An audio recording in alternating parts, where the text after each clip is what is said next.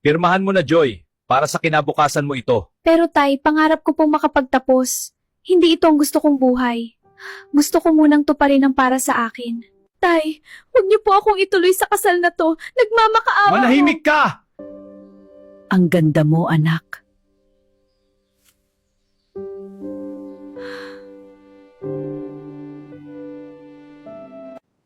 Joy, asawa na kita.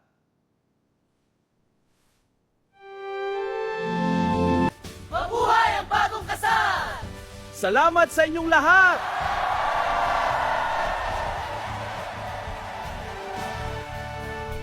Joy, umakyat ka na sa kwarto at magpalit ng damit.